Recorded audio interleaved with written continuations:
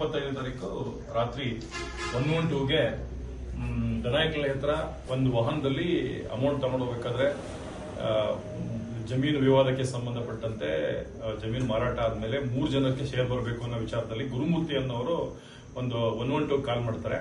ಕಾಲ್ ಮಾಡಿ ನಮ್ಗೆ ಇಲ್ಲಿ ಗಲಾಟೆ ಮಾಡ್ತಿದ್ದಾರೆ, ದುಡ್ಡು ಕೊಡ್ತಾ ಇಲ್ಲ, ಅವರೇ ಮೋಸ ಮಾಡಿ ತಗೊಂಡು ಹೋಗ್ತಿದ್ದಾರೆ ವಸೀಮ್ ಅನ್ನೋರು ಅಂತ ಹೇಳಿ 112 ಕಾಲ್ ಮಾಡ್ತಾರೆ. 112 ಅದನ್ನ ಅಟೆಂಡ್ ಮಾಡಿ ಅಲ್ಲಿ ಜನ ಜಾಸ್ತಿ ಇರ್ಕೊಂಡಿದ್ದ ಪೊಲೀಸರಿಗೆ ಕರೀತಾರೆ.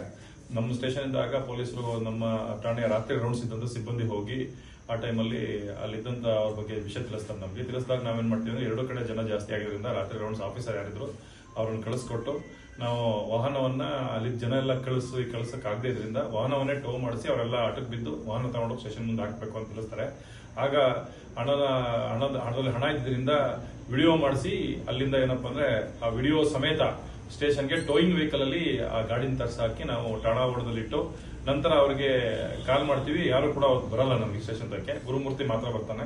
ಅದಾದ ನಂತರ ಗುರುಮೂರ್ತಿ ರಾತ್ರಿ ಇಡೀ ಇಲ್ಲೇ ಇದ್ದು ಬೆಳಗ್ಗೆ ಇದನ್ನ ನಾವು ಅವರು ಯಾರು ಕೂಡ ಅವ್ರ ಕಡೆ ಬಂದು ಇತ್ಯರ್ಥ ಮಾಡ್ಕೊಂಡು ಅಮೌಂಟ್ ತಗೊಂಡು ಹೋಗ್ಲಿಕ್ಕೆ ಯಾರು ಬರ್ದೇ ಇದರಿಂದ ನಾವು ಅದನ್ನ ಇದು ಸಂಬಂಧಪಟ್ಟ ಅಮೌಂಟ್ ಅನ್ನು ಪರಿಶೀಲನೆಗೋಸ್ಕರ ನಾವು IT ಅವರಿಗೆ ಒಂದು ಲೆಟರ್ ಮೇಲಾಧಿಕಾರಿಗಳು ತಿಳಿಸ್ಬಿಟ್ಟು ITಗೆ ಲೆಟರ್ ಮಾಡ್ತೀವಿ.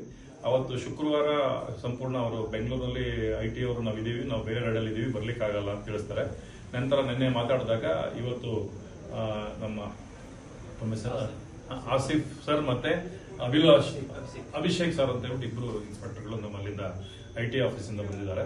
ಇವತ್ತು ಬಂದು ಅವ್ರ ಸಮಕ್ಷಮದಲ್ಲಿ ಈ ವಿಷಯದಲ್ಲಿ ಗುರುಮೂರ್ತಿ ಹಾಸನದಲ್ಲಿದ್ದೀವಿ ಅಂತ ಹೇಳ್ತಾರೆ ದೂರವಾಣಿ ಮುಖಾಂತರ ತಿಳಿಸಿದಾಗ ಈಗ ಇಲ್ಲೇ ಇದ್ದಂತಹ ಏನಪ್ಪಾ ಅಂದ್ರೆ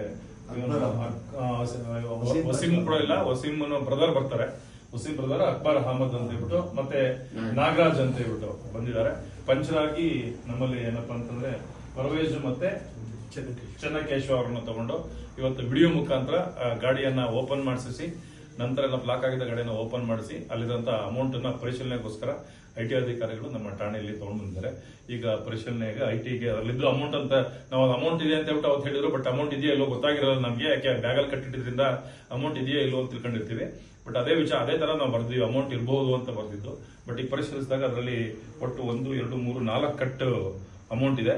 ಎಷ್ಟಿದೆ ಅಂತ ಹೇಳ್ಬಿಟ್ಟು ಈಗ IT ಅಧಿಕಾರಿಗಳು ಪರಿಶೀಲನೆ ಮಾಡ್ತಾ ಇದ್ದಾರೆ.